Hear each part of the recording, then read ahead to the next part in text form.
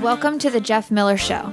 Each week, Jeff Miller of the Jeff Miller Consulting Alliance talks with Podcast Village host Charlie Burney about trends in business, consulting, and much more. The Consulting Alliance offers strategic counsel and tactical support to businesses, corporations, and nonprofit organizations in the Washington, D.C. area and beyond. Well, this is exciting. We've a mystery guest, as you might have heard already, in the studio. Here is Tamar, Jeff's daughter. Welcome, Tamar, to this Podcast Village studio. This is so nice to put a face to the name and have your daughter here, Jeff. What a treat. It's pretty cool. Now, Tamar, I forget, so please don't get mad. Do you live here locally or not? I really don't remember. So tell us where you live. I live in Toronto. Oh, my gosh. In Canada. Okay. I'm here for a few days, just for a few days visiting. Just for a few days visiting? Yeah. How nice. It is nice, yeah. I was just in Miami, hence the sunburn. Oh, from Toronto to Miami to Silver Spring. Yes. You've got it all mixed up. I'm a globetrotter. And what happens in Toronto tomorrow? In Toronto, so I'm getting my master's in art therapy. Wow. Yeah. Wow. So okay. I've been done with courses for about a year and a half now, and I'm writing my thesis. Okay. I never got a master's, so really quick, if you've gotten your, what did I get, an undergraduate? Bachelor's of Arts. So then you're studying, and now you're past that. You're just writing the big paper. Is that right? It's been so long since I've been in education. Yeah. So it's once I'm finished with this, and I'm probably about a month and a half out, I'll have a master's degree. Wow. It'll be official. Wow. Yeah. Our mom and dad are very proud. I was just about to look over to you. Absolutely. Absolutely. It's your best business management ever. I'm telling you. We did something right. They did. Exactly. So, and then will you stay in Toronto, or is Toronto where the school system is that you were at? This is probably a stupid question. It's not. It's a big question. Okay. It's a very big question. We were talking about it earlier today. That's okay. We like sound effects. Oh, good. Yeah. It's very peppy. Because there's no way I can edit that out. Just keep going. We keep going with it. I am deciding if I want to stay in Toronto. I could technically, I think, practice anywhere. Like, I would have to figure out the licensing kind of stuff. Sure, because you are in Canada, right? So I could get the Ontario licensing, but I could also reciprocate somehow. Yeah, so it's sort of the $1 million question at the moment. Do you have how many years, this is really silly, but how many years have you been in Toronto then? 8 years. Oh, 8 years. I know, it's a really long time. Yeah, I know. So you've got stuff. I got stuff. You've got Toronto people. Roots. Wow. Yeah. Got a community. 8 years. I know. Is this what's going to happen to me when they... 8 years, Jeff? That's what happens. I'm start crying during this show. Do you know what happened this week? What happened? I have twins. They spent 4 hours at DMV. I am crying. I don't want this to happen. I want another year. I want 2 more years. It's happening right now, baby. DMV is your friend. It's freedom. It's just all the other drivers that I hate. Yeah. You know what? I got to be honest with you, Jeff. I have never once minded driving anywhere. You know, I will miss it, and they will not miss me. She's nodding yes. She's shaking her head yes. They will be happy. But Tamar, I liked meeting all their friends and saying, never mind. It's so embarrassing. Well, my friends love my parents. They visit sometimes. They visit, but your Torontonian. My Rockville friends. Your Rockville and my Torontonian friends, but my Rockville friends have I'm not sure if they're Torontonians. Torontonian. So you're just trying to figure out who, what, where the business of Tamar goes next. Yes. And what is the right thing. Yeah. When you get a master's, do you get headhunted for stuff like that when you finish? I don't even know what happens when you finish your master's. You've got your oilskin. They don't even call it an oilskin anymore. Probably. Yeah, what's an oilskin? And what is onion skin. Oilskin would be painting. There you go. Onion skin would be what I meant to reference. Yes. Yeah. Well, Charlie, it's interesting because we speak so much about business and business owners and setting goals and having the vision and what does that all mean. Right. And as you've heard me say previously, it's really when you're coaching a business, you're coaching a business owner, you're coaching an individual, you're coaching a person. Right.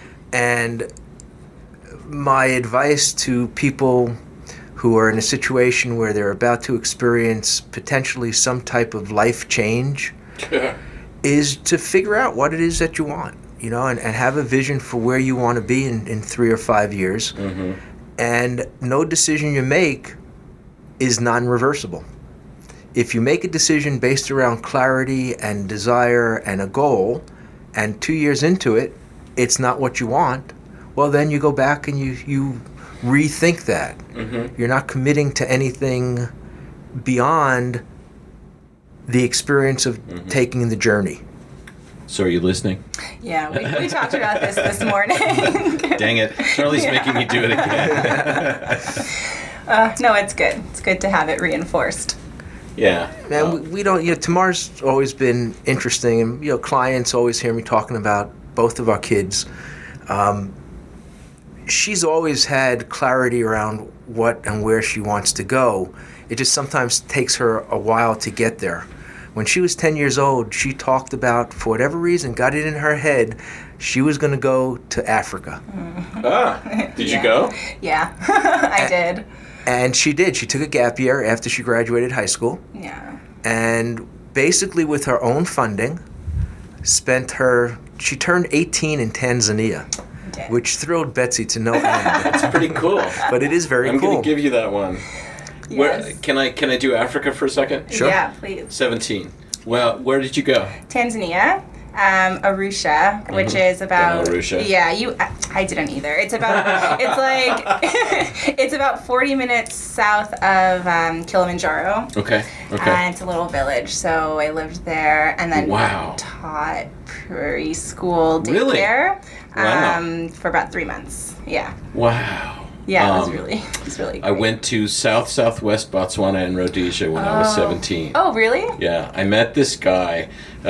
We can cut this out later, Betsy. I met this guy who knew my father in grade school. This crazy guy, Quint Keynes, who, when he was 17... That's quite a name. Yeah, that's a good name. Quint is an Englishman. He's gone on, God rest his soul, worst house guest ever. But a wonderful guy. He was fascinating. Real quickly, I don't want to take up too much time, but when he was 17, and when you were 17, when I was 17, he met an African explorer. And he said, I think I want to go do this. Can I come exploring with you? And he said, well, meet me at the dock on the blah, blah, blah, on the blah, blah, blah, on the moon of the 15th, and I'll take you. And the story of him getting to this place was epic, and that began a lifelong thing. So when I met him, he would meet prep school kids. He would give slideshows. This is back in the 80s. Yeah. And say, here are my adventures. Kind of like going to a National Geographic lecture at DAR Constitution Hall when they used to do those. And he was that kind of a guy, and he knew my dad. They came over for dinner, and he said, well, I think your son's very nice, you know.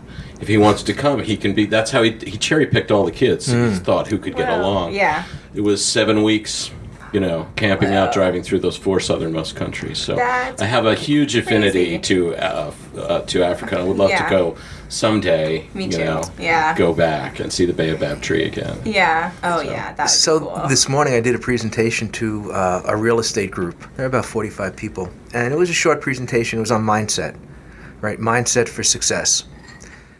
And what's so interesting is that however you answer a question in your own head, you're correct. Okay, Right. go. If you say you can't, you can't. If you say you won't, you won't. If you say I can, somehow you figure out a way to do that. Right.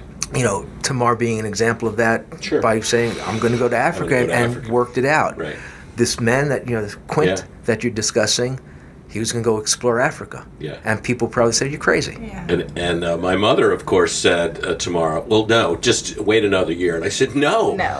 There's no waiting. You got to go. And Yeah. Dad, to his credit, said, just let him go, Allison. Let him go. And I went. I had it just, as I'm sure you did. Just, Yeah. Oh, yeah. It's amazing. You know. Yeah. So travel, change, adventure. Well, those are the adventures in your life that Yeah. make up your life. But when you're talking to a group like that, Jeff, how do you... So many... Let me jump into that for a second. Many people have a tendency to sort of negativize, that's not a word, is it? To say, oh, I can't. or my daughter having tests all the time tomorrow. She's a sophomore, but it's been 6 tests the last 3 days, and now they're on spring break. But it was like, I just can't make it. And I say, honey, that's negative imaging. Please don't say that, because you'll talk yourself into it. But how do you talk people out of getting out of that? There's definitely a cycle to reinforce yourself in a negative. Yeah, so there are different numbers, there's different statistics that you hear on this. But on average, I think by the time you're 18, you've heard some derivative of can't, don't, shan't, can't do 40,000 times. So there's a lot of reprogramming that has to be done. We've spoken in the past about scarcity. Right. If I shake you in the middle of the night and say, finish the following, or fill in the blank of the fittest. I would say survival. Right. And particularly in Western society, we come to things from survival. So there's fitness that's important, health, body, fitness, mind, fit. But the fitness we're talking about is surviving. And if you're worrying about surviving, the place you go to is measurement. Is there enough? Okay. And if you're going for measurement, the next place to go to is fear.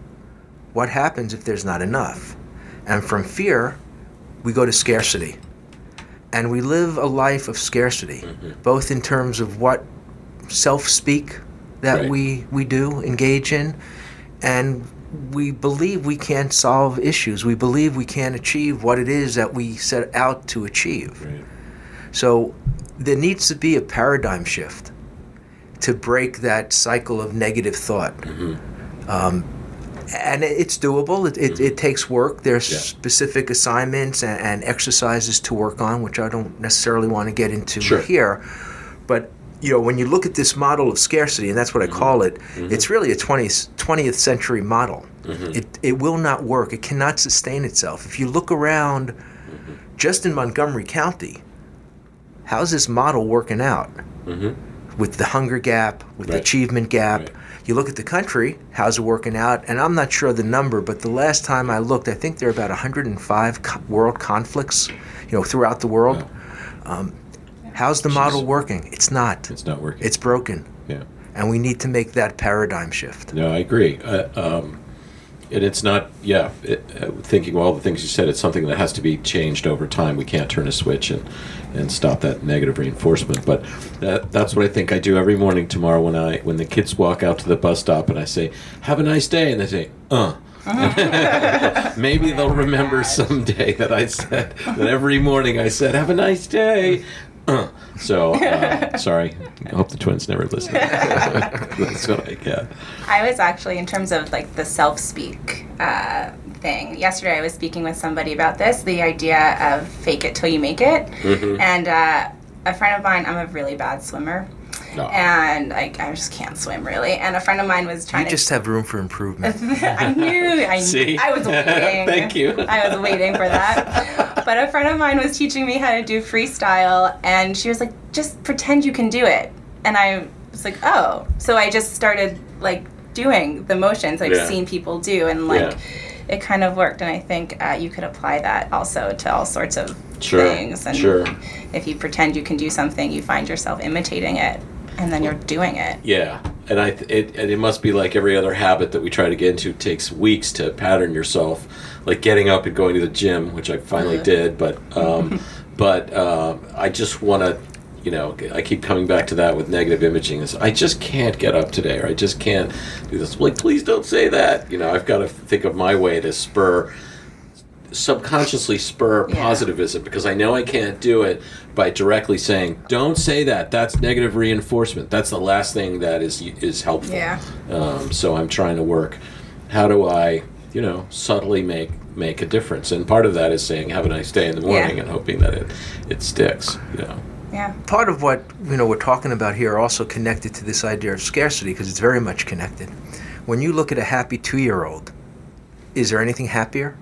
No, really, not really. And then at a certain point, when it's time to go to school, usually, the conversation becomes, now listen, you're starting school. Right. This is very important. You need to be a big boy, and this is about learning. It's not about having fun. And think about that message. Yeah. So learning isn't fun. Learning becomes a task. It becomes So we've serious already negatively imaged from that day. You know? And then we carry that forth because we think, well, this is work. This is work. You're this isn't absolutely fun. right. Yeah. No, have fun. Yeah. There's enough stuff that happens in life that's real and that's painful and that you need to deal with. Right. Have some fun. You deserve it. Yeah. Yeah. So if you wake up in the morning and say, you know, I'm going to go swimming today and it's going to be fun, Yeah. that's one way to change your mindset.